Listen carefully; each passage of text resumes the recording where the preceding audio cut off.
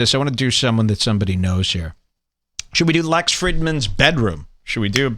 Sure, I haven't seen this yet. This is a home and garden makeover show here today. Yes. HGT Shmee, what I'm calling the channel here. And yeah, I'm on some killer edibles that have kicked in here.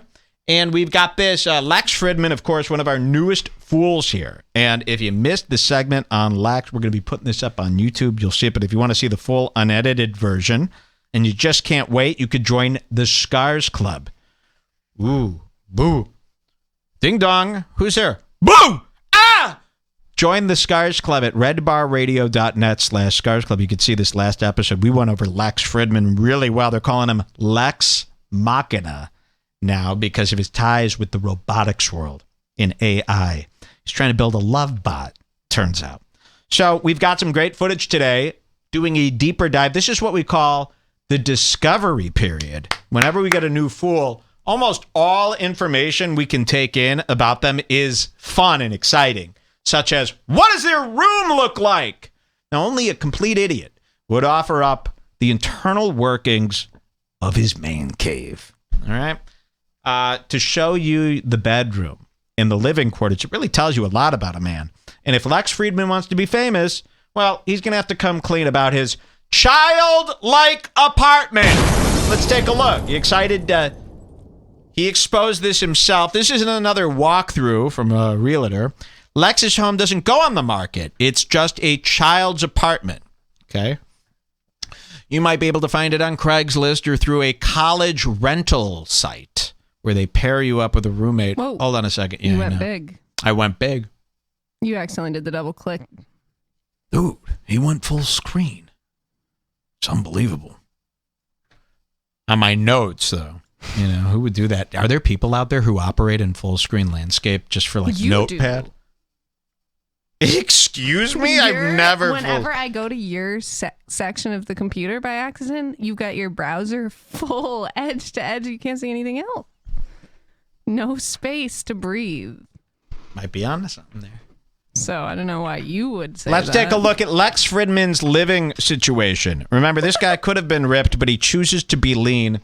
He is from Russia, and he lives... I need you to see this last segment. Please, go see the last Lex segment before this, because it really, they build here. And, for a guy, a fake scientist, he moved to L.A. What kind of fucking scientist lives in L.A., 10 minutes away from the Hollywood Boulevard? It doesn't add up.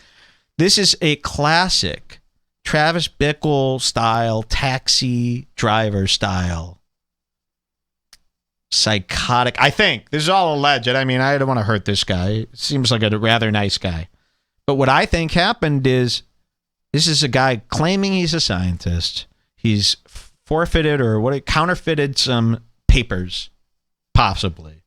And he's moved to this little cramped apartment so that he could be at Joe Rogan's house on moment's notice. He could move with Whitney. And then, of course, Rogan leaves to Austin. Now he's stuck here.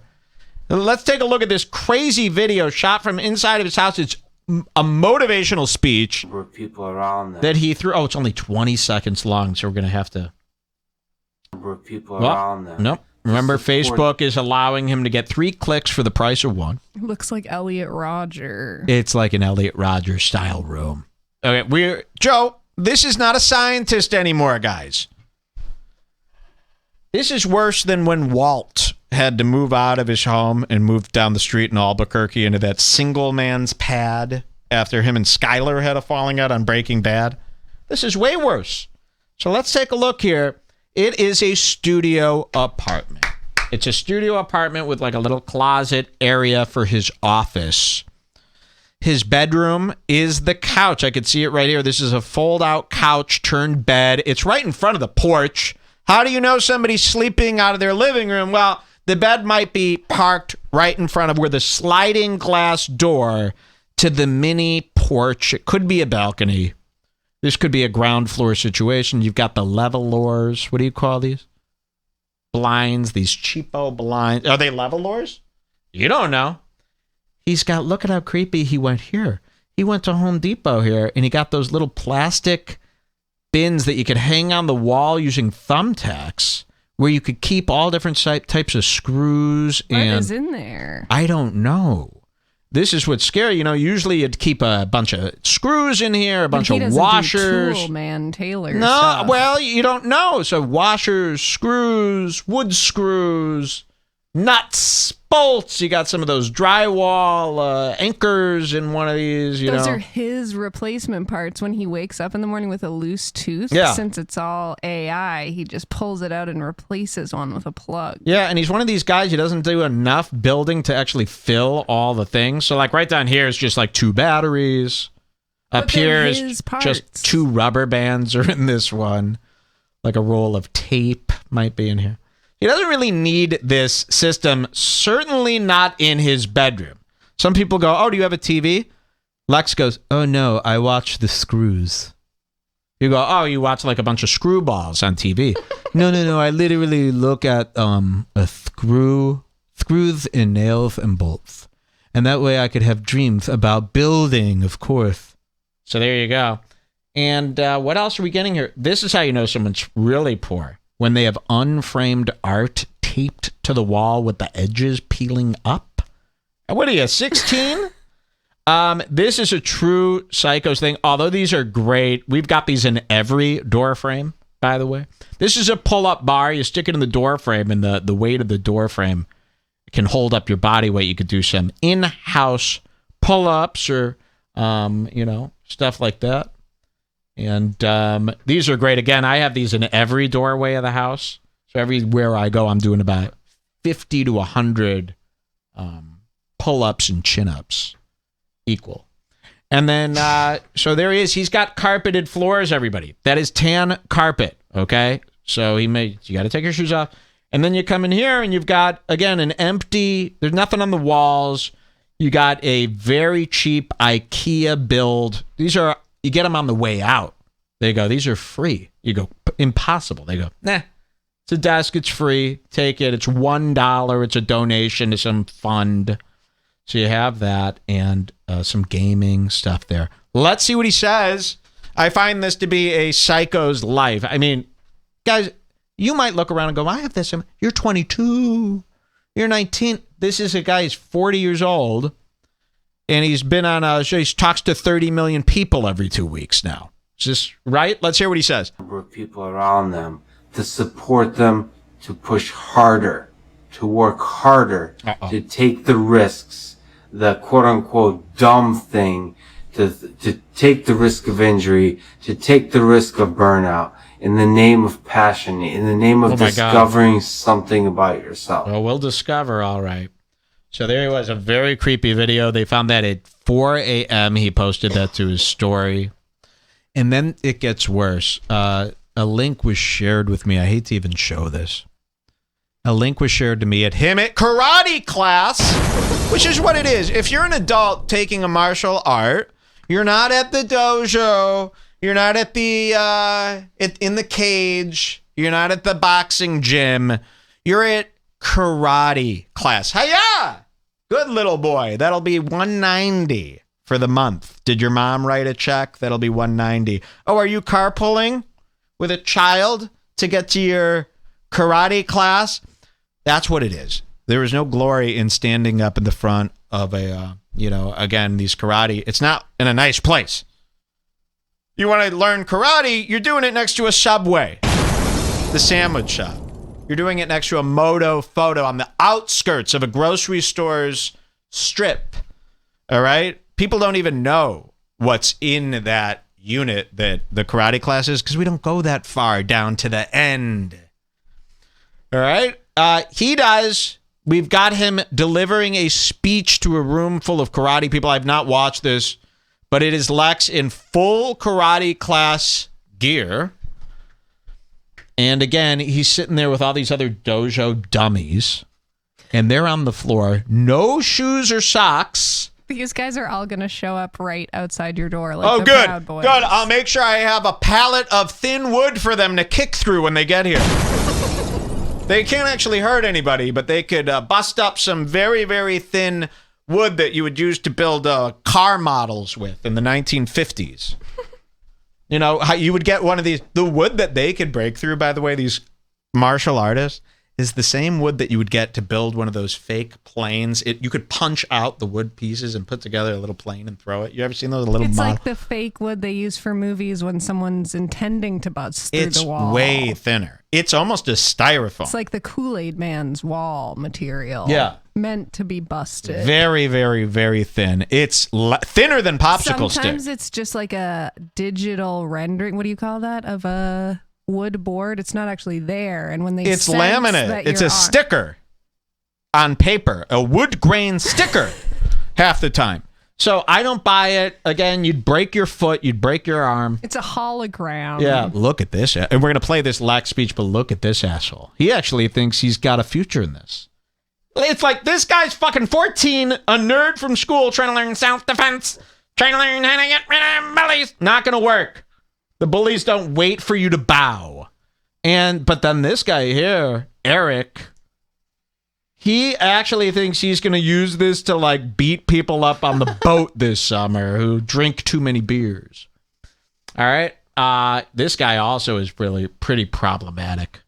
Although he holds it together. He's just doing this for fun. Beat your ass. This guy? Yeah. Yeah, no shit. He's a fucking giant. That's why I said he's problematic. All these guys can beat that tall, huge guy is fighting that little kid right behind him. Yes, Romeo. I know. And Romeo loses every week. He's still a yellow belt, meaning these guys are advancing in 1 minute. Well, yeah, I could kick the shit out of this poor Mexican in a wheelchair, too. And look at this guy. He has to fight on the ground. This guy. Do you mind if I film this so I could watch? No, that's not him, but I'm asking. Do you mind if I film this so I could do whatever I want with it later? I own the rights, of course. Public place, public place. It's actually a private gym. All right, let's see what he fucking does. Apparently, he delivers a speech to this motley crew of mixed-aged class kids, students of karate. Let's see what happens here. So I learned more in these maths than I have in all my years. I'm a nerd. I got a PhD. I learned more about life, about the mind, on these maths than I have in all the years of school. Oh my gosh. And I think two of the biggest things I took away is the humbling reality that I'm not special. And if you want to be good at anything, you have to work really hard. And if you want to be the best in the world at something like I do, I want to build robots better than anybody else in the world. You're willing to kill for him, aren't you, sir? You're willing to kill black people if it means, right? That guy scares me. This is what the Proud Boys are portrayed in movies as. Remember in American Horror Story, all the Proud Boys look like this. Whatever you want, boss. That's where even Gavin said that, right? Yes, you just. So, but this is what the real Proud Boys Also, how look come like. everybody else is normal and Lex is like sweating? You and can't wet? wait. No, how am I normal? I have prescription medical glasses. I'm a medical kid. You know, I've got weird medical devices that insurance pay for, so they're not beautiful, and I get made fun of, and the making fun of is worse than the actual condition, the OG condition. The OG condition is a lot less worse than what I've become. A medical kid. Why do you think I'm here? Look at that. What am I doing down here, huh? Is that my ear or a medical mole on the side of my face? I have no patience for the medical kid. I pretend like he's not even here. Kid's a fucking faggot. And I'm disgraced to share him, but there's the only gym in the neighborhood. So I must work out with him. Yes, I don't like the medical... Shut the fuck up, you spick! I'm here because this is the only gym within the vicinity. Let's make that perfectly clear. I'm not friends with Tonto over here. Or this fucking geek. Shut the fuck up! All right, let's continue this speech. Whether that's knitting or yodeling, anything, you have to work. But you have to work harder than anyone else in the world.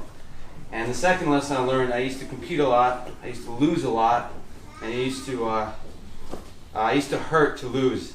And I remember, I don't know if Phil remembers this conversation, but I think at late blue belt, I was going to a big competition, and I said, you know, I don't know how I'm going to win. It's like... Say it, don't spray it. I can barely understand you, Marbles. Yes, I saw it. Then I became a champion and everything changed. This isn't even a kimono. I'm not kidding. I saw, this is like the robe you get when you come out of the pool, at the indoor pool at a hotel. Look at the texture on this, Jules. This is definitely one of those robes they get. Look, you can see the embroidery. Marriott Inn. You know, this is not regulation karate style. Look, no patch. All these other guys, that's a gi. This is literally a robe, and the reason he's sweating, that's not sweat. He just got out of the pool at the hotel next door. He ran over, he put this on. He saw there was a karate class in session, pretended he's a black belt. This is a spray-painted robe belt. I worked when I saw that there was a karate class next to my hotel.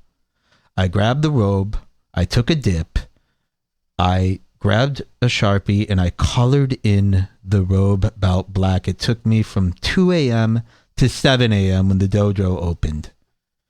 But they it only takes him like 30 minutes because he's super precise and he just has to program. Yes, he came up with a script for his own arm to fill that in with Sharpie. That would take me about a month to fill in without it looking purple and scribbled in parts. He was able to do it because of the program. You're absolutely right. Let's finish up his stupid speech. 50 people division. And he said, well, give everything you can to win. But whether you win or lose, you're still going to have a home here. I'm still going to love you. Yeah, that's what I said. The two things I'd like to say thank you for is the pain and the love. Wow. Aha, they cut him off mid-congratulate, which is always funny. Ha ha ha. Cut. That's enough. Lex Fridman, everybody, our new fool. Big video dropping about him. Will he come at me? Will there be a huge fight? Here is this, Lex, and this is my final offer. If you have something to say, why don't you go put your money where your mouth is? Meet me, and I'll give you a place to meet me at, and we're going to do a live debate in front of a huge audience. Wow. Okay? Before you even go, he doesn't want to debate me. This is an open invitation to a live audience. You can be about 1,500 people there. We'll take a break. Be about 1,500 people there. It's not up for debate. There's certainly that, and we'll be right back with much more on Redbar. We're just going to look at the health of our stream. We'll see you right away. I don't have a